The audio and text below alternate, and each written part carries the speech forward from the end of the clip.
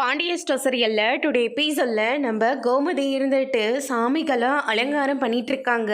அதுக்கு அடுத்ததான் பார்த்தீங்கன்னா ராஜி மீனா அரசி எல்லாம் வீட்டை சுற்றி பார்த்துட்டு இருக்காங்க. அக்கா ரொம்ப சூப்பராக இருக்குல்லக்கா அப்படின்ற மாதிரி சொல்கிறாங்க.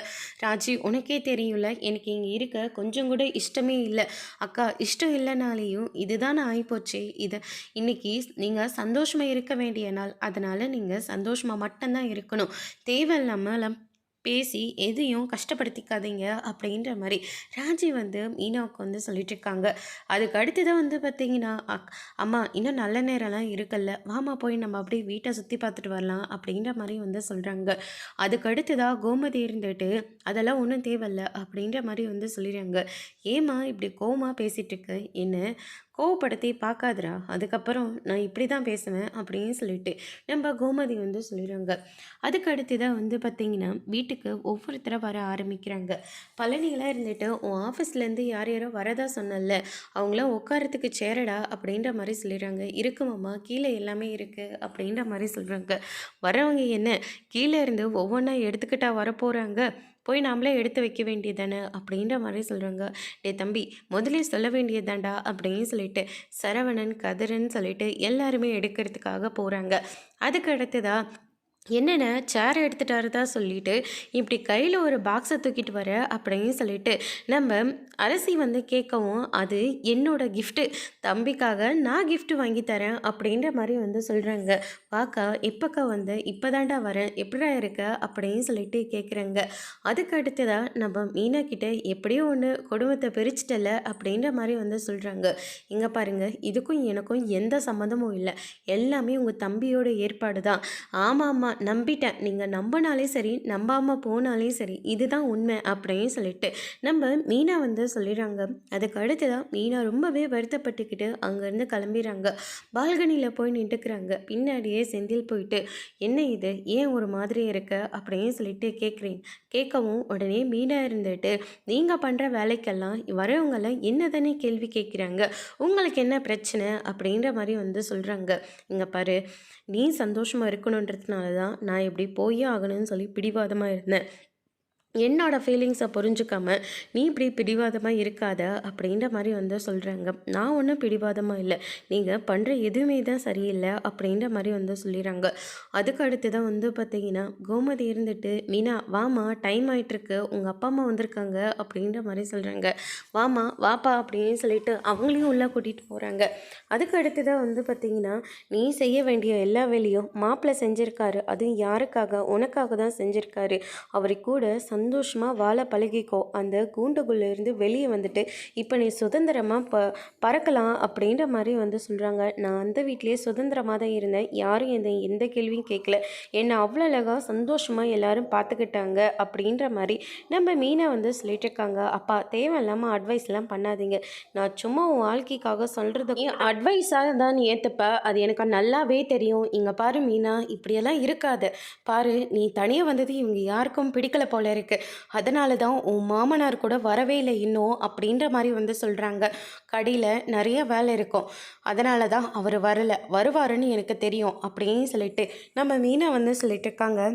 அதுக்கு அடுத்து தான் பார்த்திங்கன்னா மீனா நல்ல நேரம் போயிட்டுருக்கம்மா வாமா அப்படின்னு சொல்லிட்டு கூப்பிட்றாங்க. அதுக்கு அடுத்து தான் பால் காய்ச்ச சொல்கிறாங்க. இல்லத்தை நீங்களே காய்ச்சுங்க அப்படின்ற மாதிரி சொல்கிறாங்க. அது சரியாக வராதம்மா, நீ காய்ச்சி அப்படி இல்லை சம்மந்தி நீங்கள் காய்ச்சிங்க அப்படின்னு சொல்லிட்டு மீனாவோட அம்மாவை கூப்பிட்றாங்க. ஆனால் மீனா இருந்துட்டு நீங்களாம் வேண்டாம்மா அத்தை நீங்கள் காய்ச்சுங்க அப்படின்ற மாதிரி சொல்கிறாங்க. சரி அப்படின்னு சொல்லிட்டு கோமதியை காய்ச்ச போகிறாங்க. அதுக்குள்ளே பாண்டியன் வந்துடுறாரு. மயில் பார்த்துட்டு அத்தை அங்கே பாருங்க மாமா வந்துட்டாரு அப்படின்ற மாதிரி சொல்கிறாங்க. வாங்க அப்படின்னு சொல்லிட்டு நம்ம கோமதி கூப்பிட்றாங்க. மீனாவும் வாங்க மாமா அப்படின்னு சொல்லிட்டு ரொம்பவே சந்தோஷப்படுறாங்க. ஒரு வழியாக பாலெல்லாம் காய்ச்சி முடித்து எல்லாருக்கும் பால் கொடுத்துட்ருக்காங்க. அதுக்கு அடுத்து தான் இன்னும் கொஞ்சம் பால் எடுத்துகிட்டு வரட்டுமா அப்படின்னு சொல்லிட்டு கோமதி இருந்துட்டு பாண்டியன்கிட்ட கேட்கவும், அதெல்லாம் ஒன்றும் வேண்டாம் அப்படின்னு சொல்லிட்டு பாண்டியன் இருந்துட்டு மீனா இங்கே வாமா அப்படின்னு சொல்லிட்டு கூப்பிட்றாங்க. என்னாச்சு மாமா, இன்னும் கொஞ்சம் நேரம் இருக்கலாம்ல?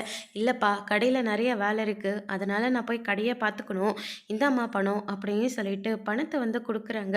இல்லை மாமா, பணம்லாம் வேண்டாம், பணம்லாம் இருக்குது, இருக்கிற பணத்தோட இந்த பணத்தையும் நீ சேர்த்து வச்சுக்கோமா அப்படின்னு சொல்லிட்டு ஆசீர்வாதம் பண்ணி பணத்தை வந்து கொடுக்குறாங்க.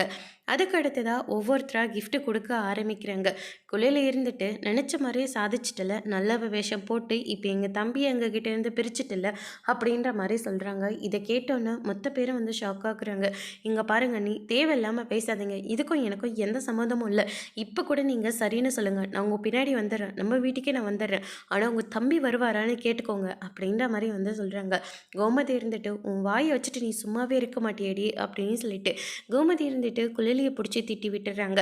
அதுக்கு அடுத்ததாக சும்மா தான் சொன்னேன், உன் மருமகளை நான் எதுவுமே சொல்லலை போதுமா அப்படின்னு சொல்லிட்டு குழலியை இருந்துட்டு டே தம்பி இந்தடா இந்த அக்காவோட கிஃப்ட்டு அப்படின்னு சொல்லிட்டு கொடுக்குறாங்க. அதுக்கு அடுத்ததான் நம்ம சரவணன் இருந்துட்டு மல்லிகை பொருளெல்லாம் கொடுக்குறாங்க. அதுக்கு அடுத்ததான் நம்ம கதிரும் ஒரு கிஃப்ட்டை வந்து கொடுக்குறாங்க. பழனி இருந்துட்டு எதுவுமே கொடுக்காம ரொம்பவே கில்ட்டியாக ஆகி அங்கேருந்து பால்கனிக்கு போயிடுறாங்க. பார்த்தீங்களா, எனக்கு ரொம்ப அவமானமாக இருக்குது, நாமளும் ஏதாச்சும் பொருள் வாங்கி கொடுத்துருக்கலாம்ல, உங்கள் மச்சாங்கிட்ட நீங்கள் பணம் கேட்க வேண்டியதானே, நான் வந்து பணம் கேட்க தான் செஞ்சேன், ஆனால் அவர் வந்து சரவணன் போயிட்டு நான் மல்லிகை பொருளெல்லாம் கொடுத்துட்றேன்ப்பா, இதுவும் கொடுக்காம இருந்தால் நல்லா இருக்காதுல்ல அப்படின்ற மாதிரி சொல்லி கேட்டான். மச்சானும் அதுக்கு வேண்டாம் இருப்பா தான் சரின்னு சொன்னார்.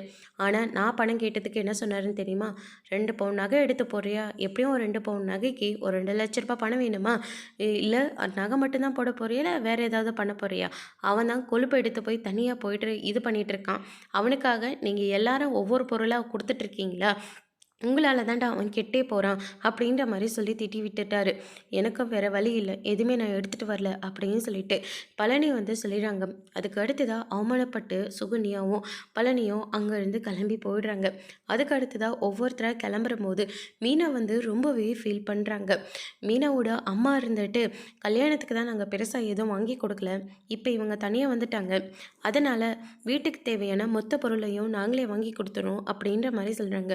வீட்டிலே எல்லா பொருளும் இருக்குது, அவளுக்கு என்ன தேவையோ அவள் எடுத்துகிட்டு வரட்டும் அப்படின்ற மாதிரி கோமதி சொல்லவும், இல்லை இல்லை வாங்கி கொடுக்குற வேண்டிய முறை எங்ககிட்ட இருக்குது, அதனால் நான் வாங்கி கொடுத்துட்றேன் அப்படின்ற மாதிரி மீனாவோட அம்மா வந்து சொல்லிடுறாங்க. சரிங்க சம்மந்தி அப்படின்ற மாதிரி சொல்லிட்டு கோமதியும் வந்து சொல்லிடுறாங்க. இப்போ எல்லாரும் கிளம்புற போது மீனா இருந்துட்டு ரொம்பவே ஃபீல் பண்ணுறாங்க. ஏக்கத்தோட நம்ம கோமதியும் வந்து மீனாவை பார்த்துட்ருக்காங்க. அதோட இன்னைக்கான பிரம்ம முடிச்சிருக்காங்க. இனி பாண்டியன் ஸ்டோரில் அடுத்தடுத்து என்னெல்லாம் நடக்க போகுதுன்றதை வெயிட் பண்ணி பார்க்கலாம். தேங்க்யூ.